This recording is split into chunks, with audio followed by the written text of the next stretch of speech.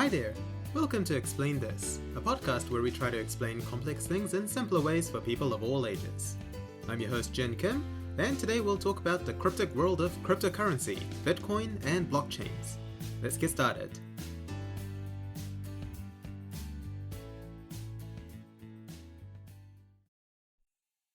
Back in 2017, everyone started talking about something called cryptocurrency. Whether it be bitcoins and drugs, overnight millionaires, or in recent years, Dogecoin and NFTs, whatever they mean, the topic of cryptocurrency keeps popping up on the news and internet from time to time. I thought cryptocurrency would be a great Explain This topic to return to from our break, since it's one of those topics where everyone's heard about it, but few people really know what it actually is, let alone how on earth it works. Before we begin, we're going to clarify a few terms with one sentence, so we can gently ease you into this crazy world. So here's the sentence, so pay attention. Bitcoin is an example of a cryptocurrency, which is a virtual currency built on blockchain technology. Now, before you go running away with your hands on your ears going la la la la la la la, don't worry, we are going to go over each of those things in much more detail over the course of this episode, in a way that you can understand, of course. So, buckle up. As usual, we'll kick off by explaining cryptocurrency to you as if you're a child. But today, we have a treat, because we can use a story from the real world as an explanation.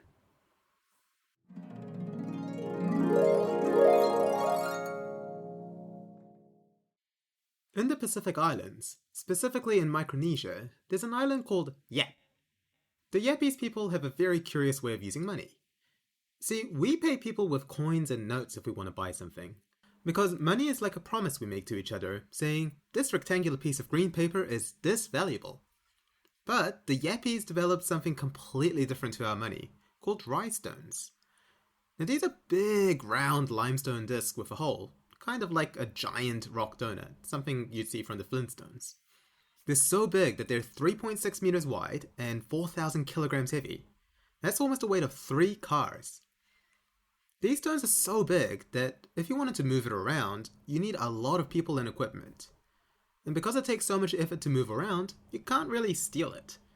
Besides, you're living on an island, everyone's going to know that you stole it from someone. So it makes for a nice permanent marker of wealth. To put it in terms that we could understand, you could say that if you own one rhinestone, it's like having $10,000 in your bank account. Now, because these stones are so dang annoying to move, if you had to pay someone with your rhinestone, say because you wanted to buy a house, then you wouldn't physically give them your rhinestone. Instead, you announce that your rhinestone belongs to Jim now. Then Jim can use the value of that rhinestone for whatever he wants to buy in the future. The rest of the village will hear about this transfer of ownership, and all speak of this amazing story of how Bob sold his rhinestone to Jim.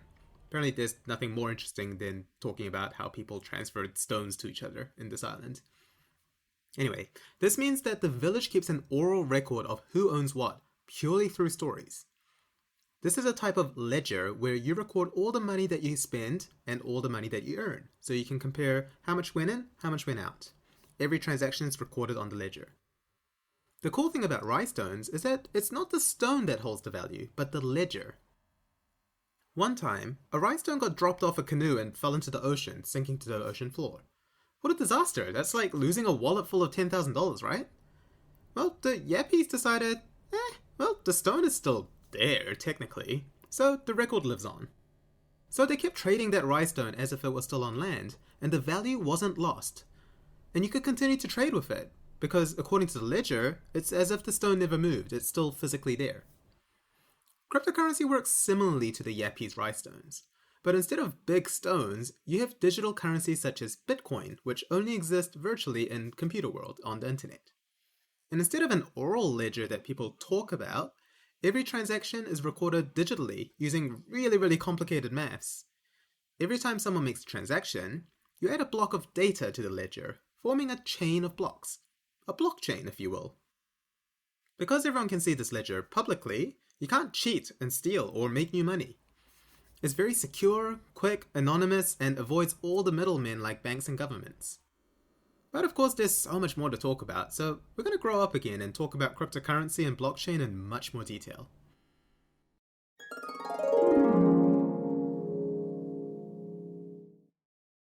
Welcome back.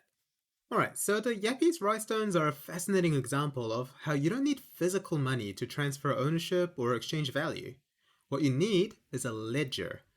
That is, a record of how much money changes hands. Well, a blockchain is a very clever advanced technological solution for creating a modern digital ledger. Now, you could write a ledger on a piece of paper or a book like people have done for centuries, but there are so many issues with this. Who's to stop someone, say the government, from altering the ledger? They might just say, nah, we never saw that $1,000 go into your account. Doesn't exist. Also, you have to talk to the bank every time you want to make a transaction so they can edit the ledger too, which is a bit of a hassle, especially if they charge you for every transaction. So what we want is a public, robust, unalterable ledger with no middlemen. This is where blockchain comes in. Now, talk through an example of how a single transaction works on a blockchain, and then we'll explain the nitty-gritties afterwards. So let's say I want to buy some stickers from a Japanese website. Highly recommend one called B-Side Label. Very cool stickers. So I go click, click, click, and say I want to pay with Bitcoin. So this is a transaction because I want to give my money to buy something on the internet.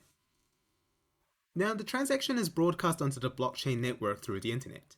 Essentially, there's a vast network of computers around the world that receives this information. The computers then get a challenge. Who can solve this maths question first? So they get to work, furiously working hard to solve the problem. And mind you, this isn't like what is 2 plus 2? This is a much more complicated maths problem. The first computer to complete it puts their hands up, says, oh, I've done it, and then they get rewarded with a bit of money in the form of bitcoins. This is called mining because it's as if the computers are digging tirelessly in a mine for pieces of gold. Once the calculation is complete and the computer puts its hand up and the reward's given out, then the transaction's also considered verified because someone's done work to prove that the transaction is real. Then it becomes part of a block of data with a bunch of other transactions. Once this block is full, it gets sealed shut, never to be changed again. And then another transaction comes along, so you add a new block to the previous block, and the blocks are just linked together like a chain. And that's all a blockchain really is, a string of sealed blocks of data where you can see every transaction made and when they were made in chronological order. But you can't change any part of it because it's all sealed shut. It sounds simple in theory, but it works because hacking the blockchain is essentially impossible. There's too many computers and blocks and transactions. If anyone tried to make up their own ledger, it wouldn't work because it wouldn't hold up to the public ledger that all the other computers share. So the network will just be all, nah bro, you're fibbing, and reject the fake transaction. This is called a distributed ledger, and it's the crux of blockchain technology. It essentially means that there are thousands of ledgers shared by lots of different computers around the world, and they all compare with each other if it's all kosher and on the same page. Plus, because the maths questions are really hard ones, they take a lot of computational power to finish. So you can't just make a computer that solves all the questions much quicker than everyone else, stealing all the Bitcoin that's mined. So it's a reasonably fair system. The reason we're talking about how blockchains work first is because you need to know how it works to understand why it's worth using. For example, the reason why cryptocurrencies exist is because blockchains are a reliable way to create a ledger that's public, transparent, and secure. If your ledger was vulnerable to people misusing it, then no one would trust the currency. People would just be making up hundreds of bitcoins on their ledger and saying, oh yeah, it was totally there when I found it. Alright, so let's take a short break so you can process all that. Next, we'll talk more about cryptocurrencies themselves. Specifically, the first and most famous one, Bitcoin. And we're back. Okay, so we covered how blockchain technology works at a very simplified level. Let's be clear that the actual process is much more intricate and complicated, but it would take hours of lecturing to cover all that. So, what can we use this awesome technology for? Well, the most famous use case, the reason why you're probably wanting to know about blockchains in the first place, is cryptocurrency. Cryptocurrency is a type of virtual money, where the inherent value of the currency is based on cryptography, that is, code breaking and encrypting. Remember how on the blockchain, a transaction is processed into a block when a computer successfully solves a maths problem? Well, the maths problem they solve, at least in the case of Bitcoin, is running a cryptographic algorithm called a hash function. All you need to know is that it's a process where you convert a string of numbers and letters into a different string of numbers and letters. And to do that, you need a specific amount of computing power. That's it. That's all you need to know.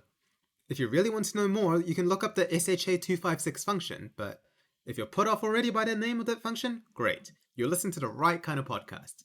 So let's keep going. Anyway, you can see that even from the name, cryptography is an essential part of cryptocurrency. This is because for a currency to be relevant, you need to peg it to something of value. Currencies used to be pegged to precious metals like gold. For example, in the 20th century, much of the world's finances were tied to the US dollar, which was fixed to the value of gold. As in, 35 US dollars were worth 1 troy ounce of gold. The US government was essentially promising that you could trade in $35 for an ounce of gold. We call this kind of money fiat currency. But this changed in 1971 when the Nixon administration decided, nah, we're going to scrap all that and take it back our promise. So nowadays, our money is not really backed by anything, other than a complicated house of cards with the value of money coming from the promise of governments, rather than anything tangible. In the case of crypto, the value of the currency comes from computational work. There are hundreds of different types of cryptocurrency with various mechanisms of how they work, so we're going to focus on the top dog of cryptocurrencies, Bitcoin. Bitcoin is the first cryptocurrency, invented in 2008 by Satoshi Nakamoto. We have no idea who Satoshi Nakamoto is. They never identified themselves. It might be a pseudonym, or it might even be a group of people.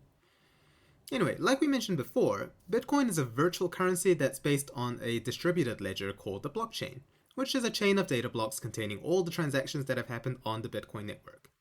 Hopefully the more we repeat that concept, the more it makes sense, because it is an unusual technology.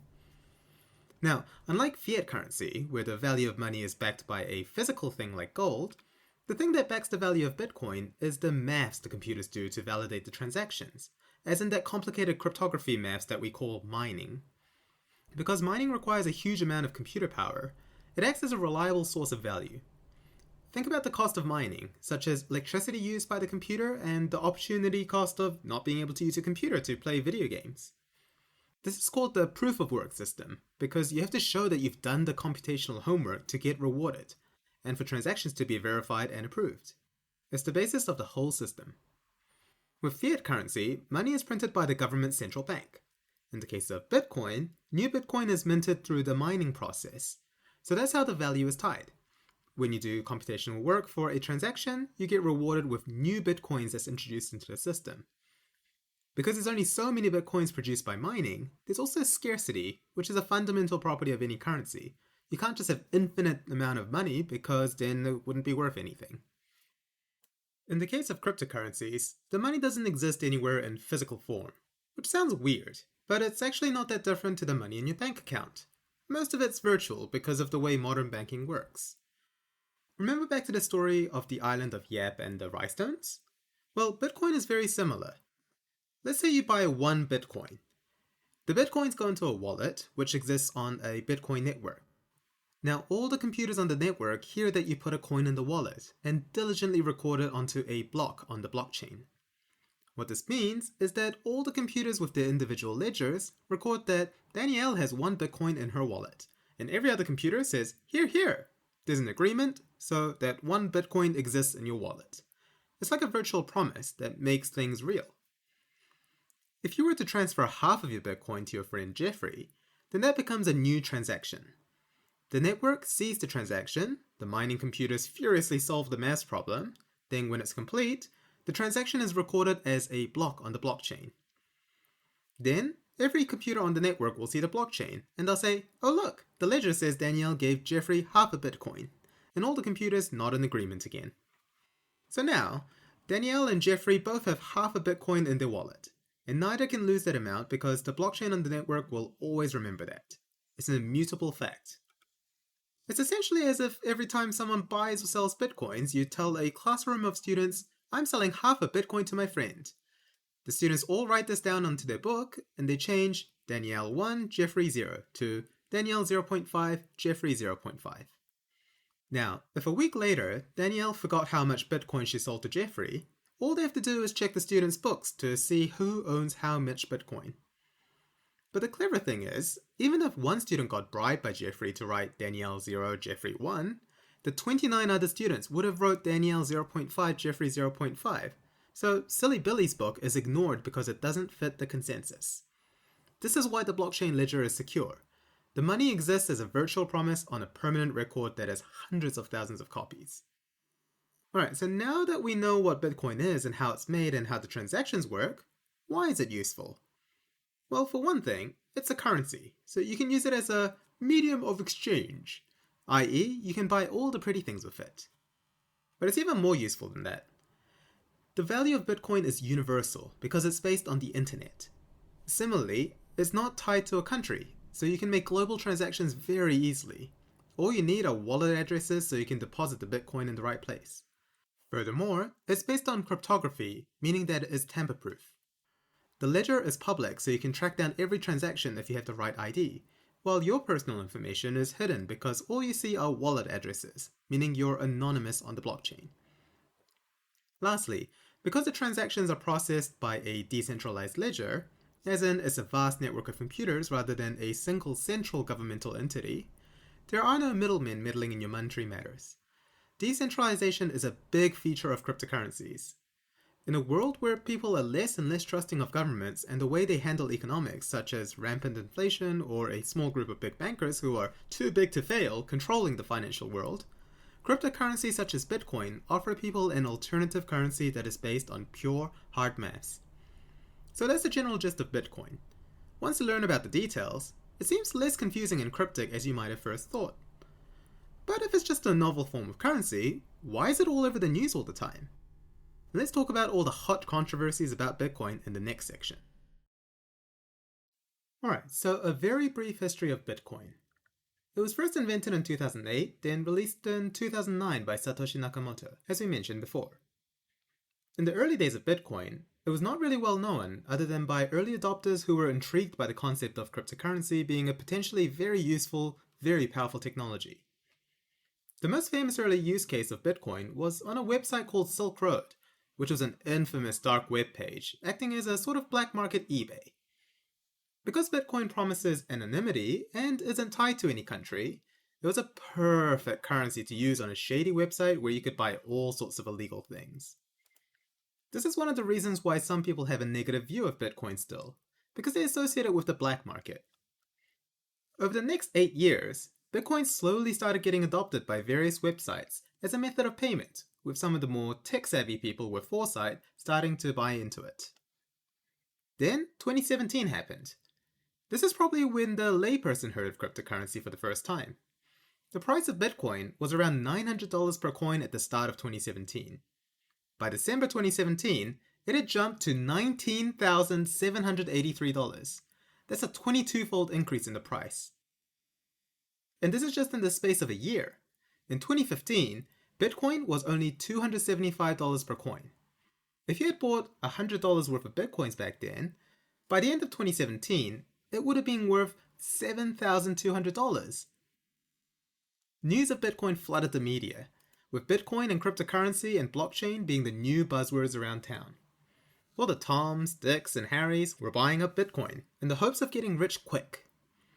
There are many controversies around this time between people being hyped about the technology and wanting potential investment gains, stonks, versus people who were cautious that this might be a giant speculative bubble and that people were being lulled into potentially blowing their life savings. But then, in January 2018, the debate kind of got settled when the price of Bitcoin crashed hard.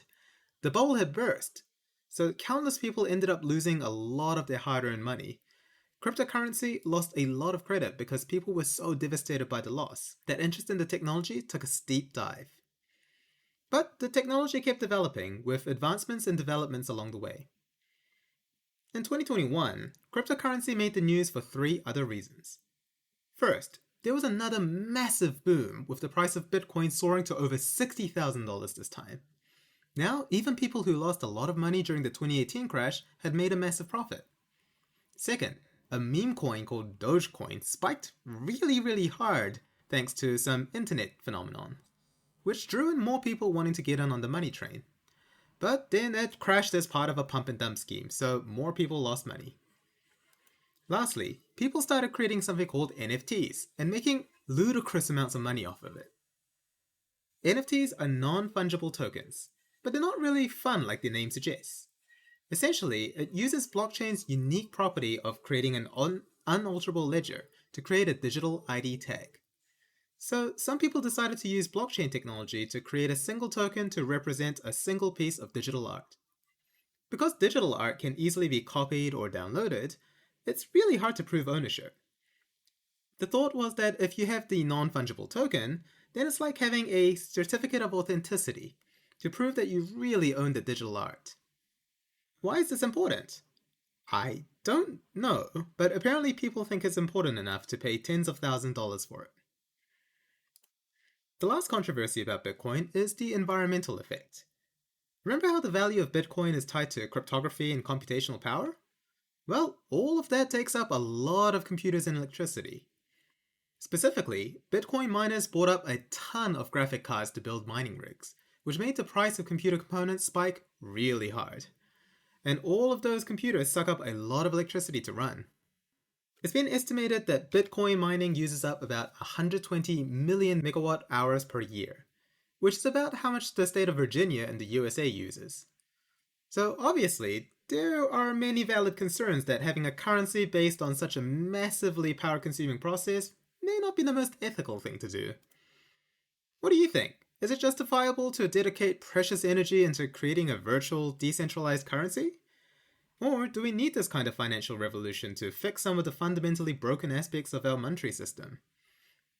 These are the kinds of questions we're being asked to ponder as technology advances. But for now, let's be content in just understanding what cryptocurrency is in the first place. Okay, so hopefully by now you're an expert on blockchains and its application in cryptocurrency. Okay, that's way too much to ask. Hope I helped make it a little bit easier to understand what all this crypto mumbo-jumbo is all about. Before we finish, I thought I'd talk a little bit more on why all of this matters. And before you're asked, no, I'm not a cryptocurrency expert, and I'm definitely not a financial advisor, and I think you should do a ton of your own research, more than listening to just one single podcast episode, before even considering investing into Bitcoin or Dogecoin or NFTs or anything in general. Do your own research. Alright, so why is it useful to learn about crypto and Bitcoin and blockchains if I'm not giving investment advice? Well, first of all, it may be the future of money. It could be that in 10, 20 years' time, all of our money might be in the form of cryptocurrency, and we wouldn't have to worry about exchange rates or how centralized our money is. But more importantly, cryptocurrency is only one way to use blockchain technology. That's the coolest part of all this. The second most popular cryptocurrency, Ethereum, is a good example of this. Ethereum is designed so that you can create applications on the network, which you can then use to create something called a smart contract. These are like automatic contracts that function as if a lawyer is executing it when the conditions are met, except it's all done by the blockchain network. For example, you can use it to have a will executed automatically when your death certificate is registered on the system. This would trigger the smart contract. It would get executed, and then the will is processed, all automatically, so no intermediaries or trustees or lawyer fees are required. Think of it as a very advanced digital vending machine that can process contracts and agreements. Because it's using blockchain technology, everything's recorded on the chain and it can't be tampered with, making it much more secure than some of the other digital contracts we have nowadays. Similarly, because of the security aspect and how it's decentralized, it can be used for banking or other finance purposes without actually using a bank. Blockchain technology has also been considered for many different digital applications, like medical records can be stored securely there, or logistics can be tracked. It's an exciting wild west kind of area because it's such a new technology with lots of promising potential. So don't get too distracted by the investment aspect of it. In the future, we might see blockchain everywhere from ID tags to self-driving cars. And now you know how they work. Alright, so what did we learn today? We learned about blockchains, which are essentially blocks of data linked together using cryptography and lots of computational power. Because they use ridiculous maths to build a chain and it has built-in tamper-proof features, it makes for a very useful way to store information securely, like a ledger. We learned that this ledger can be used as a basis for a novel type of currency called cryptocurrency, with Bitcoin and Ethereum being good examples. This is done by recording who owns how much Bitcoin and every transaction in the world on the blockchain, which is checked by countless computers to make sure there are no errors or faked results. We also learned that blockchains are full of controversy because it's potentially very useful as a decentralized currency, a secure permanent database, or even smart contracts. But they also suck up a lot of energy, and people have lost a lot of money in speculative bubbles. All in all, I hope you learned just how complicated the world of cryptocurrency is, and you should do a lot of research and learning before you even think about jumping in the hopes of making the big bucks. Now, before we finish, I'd like to introduce a new, exciting tiny corner I like to call 2-Minute Explains, where I can explain something short that necessarily wouldn't make it into a whole episode, but I can explain in hopefully less than a couple minutes. Today, I'll tell you about how blood pressure cuffs work. When you go to the doctor and they take your blood pressure, they put a band around your arm, and pump it up until it squeezes your arm really tight. What they're doing is squeezing your arm so tight that you don't get any blood flow through your brachial artery, which is the main artery in your elbow. This means if you put a stethoscope on the pulse point, you wouldn't hear any pulse because there's no blood going through it. But if you slowly relax the pressure in the band, the high part of your blood pressure, the systolic pressure, will be higher than the band pressure. So a small amount of blood goes through the artery, and you hear a whooshing sound over the artery because of all the turbulence. If you relax the band pressure more, it'll eventually become less than the lowest point of your blood pressure, which is the diastolic pressure. At this point, all the blood is going through the artery, so you don't hear any noise again, because the blood is flowing smoothly. So if you pay close attention to what pressure the sound comes on, then disappears again, then you can calculate the blood pressure.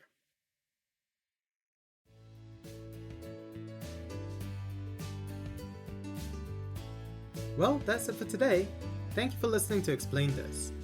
I'm trying to make longer, more detailed episodes from now on, so I'm going to release episodes every second Friday instead of weekly, just so I can balance podcast making with life and all that. Thank you for understanding.